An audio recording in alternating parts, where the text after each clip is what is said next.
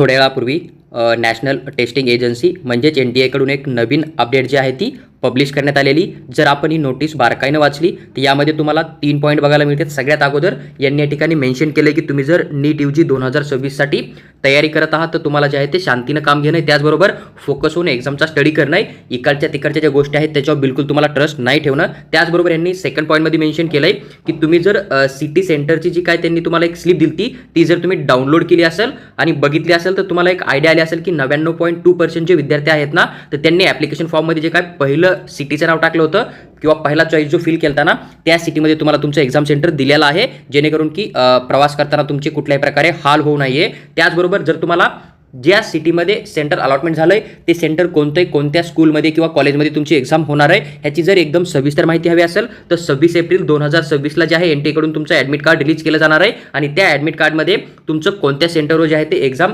घेतली जाणार आहे याची पूर्ण सविस्तर माहिती बघायला भेटेल. तर तुम्हाला NTAच्या ऑफिशियल वेबसाईटसोबत कनेक्ट राहणार किंवा तुम्ही आमच्या YouTube चॅनलसोबत कनेक्ट राहू शकता, जेणेकरून की 26 तारखेला ॲडमिट कार्ड अपडेट झालं की त्याची लिंक आम्ही तुम्हाला शेअर करू आणि त्या लिंकवर क्लिक करून तुम्ही तुमचं ॲडमिट कार्ड 100% डाउनलोड करू शकतात.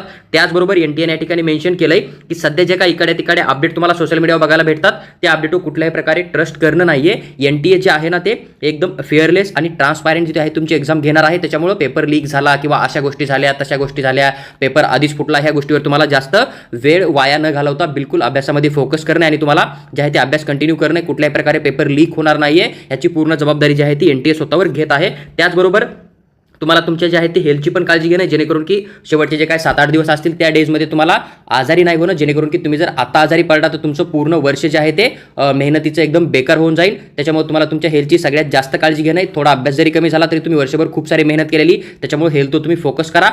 चांगल्या जर तुम्ही हेल्थनं एक्झाममध्ये जाणार तुम्हाला 100% जो आहे तो चांगला स्कोर येऊन जाईल. ही एक छोटीशी अपडेट होती जी की NTAने आज रिलीज केली होती, त्याची सविस्तर माहिती मी तुमच्याबरोबर शेअर केली आहे. येणाऱ्या काळामध्ये कुठल्याही प्रकारची अपडेट तुम्हाला हवी असेल Maharashtra state counselling, all India quota counselling किंवा मग NTA साठी किंवा मग एक्झाम रिलेटेड, तर तुम्ही आमच्या छोट्याशा YouTube चॅनलला सबस्क्राईब करून आमच्यासोबत जोडून राहा, जेणेकरून की फ्युचरमध्ये आलेले अपडेट आम्ही तुमच्याबरोबर सविस्तर एक्सप्लेन शेअर करू आणि तुमचा डाऊट जो आहे त्या ठिकाणी 100% सॉल्व्ह होऊन जाईल. तुम्ही आमचा टेलिग्राम ग्रुप जॉईन करू शकता, त्या ठिकाणी आम्ही तुम्हाला फ्री ऑफ कॉस्टमध्ये येणाऱ्या प्रत्येक अपडेटची आहे ती PDF सविस्तरमध्ये मराठी भाषेमधून एक्सप्लेन करून नक्की शेअर करू.